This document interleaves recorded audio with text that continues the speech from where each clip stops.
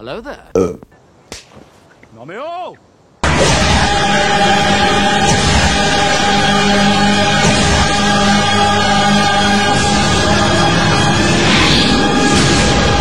La momie. La momie, sortie en 2017 avec ce bon vieux Tom Cruise, signe la naissance du Universal Monster Universe. Attends, on me dit dans l'oreillette que ça, on s'en bat les couilles.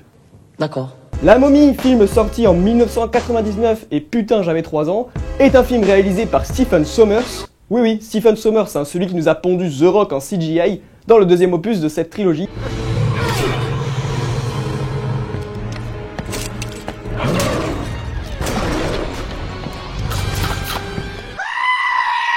Mais bon, on lui en veut pas trop parce que on a retrouvé Dwayne Johnson dans des situations beaucoup plus embarrassantes. Il faut que tu saches faire ça.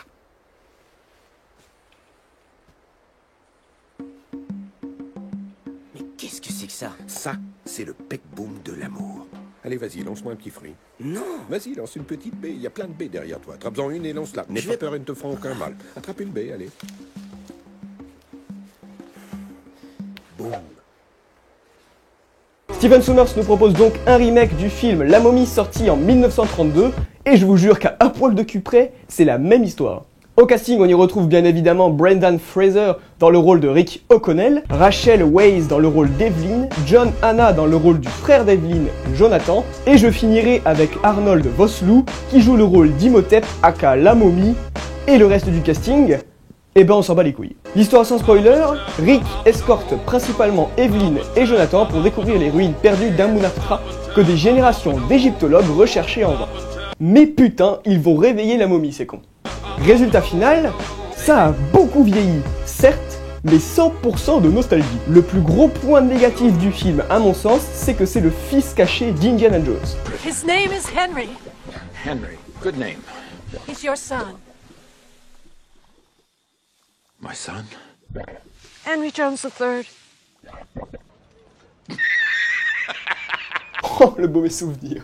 Mais ce n'est pas pour autant que le film va perdre son identité, bien au contraire. Dès le début du film, on sent l'envie de bien faire, et surtout le fait que le réalisateur a envie de nous proposer un film impressionnant visuellement. La première bataille donne le ton, humour épique et mysticisme. C'est un mélange qui va donner le rythme à tout le film. Au premier abord, ce qui est pour moi un énorme point positif, c'est qu'avant de lancer la quête principale avec la momie, la réalisation va choisir de commencer par bien développer ses personnages, et sachez que le retour d'Imhotep ne se fait qu'à peu près à 1 heure de film.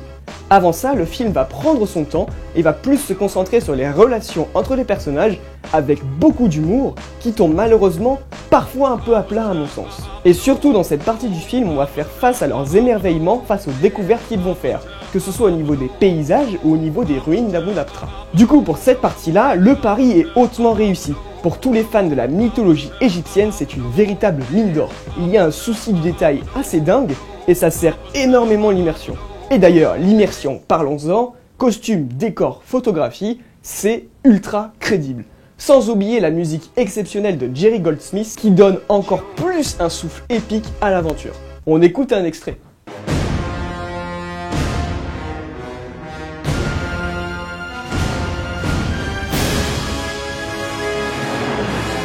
Et encore un point fort, c'est le changement de ton que le film va prendre.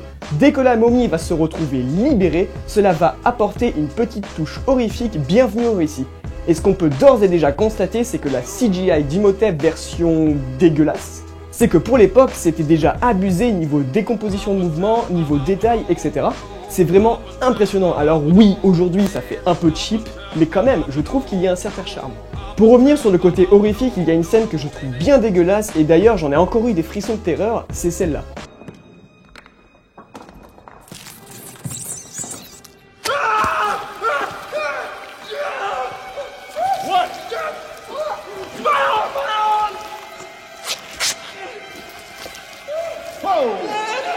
Hold it!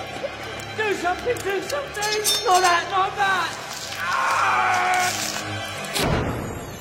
Pour en finir sur la deuxième partie du film, c'est à mon sens la meilleure, car elle nous propose bien plus de choses en termes de mise en scène et en termes d'idées. On essaye de mettre le spectateur dans une espèce de malaise car on ne l'a pas habitué à ce genre de scène. Donc voilà, pour résumer, la première partie va se concentrer sur le développement des personnages, tandis que la deuxième partie va plus se concentrer sur le mythe de la momie. et tout ça pour un résultat global très satisfaisant. Pour conclure, je vous dirais que ce n'est pas un film extraordinaire non plus, mais c'est un blockbuster qui fait ce qu'on lui demande.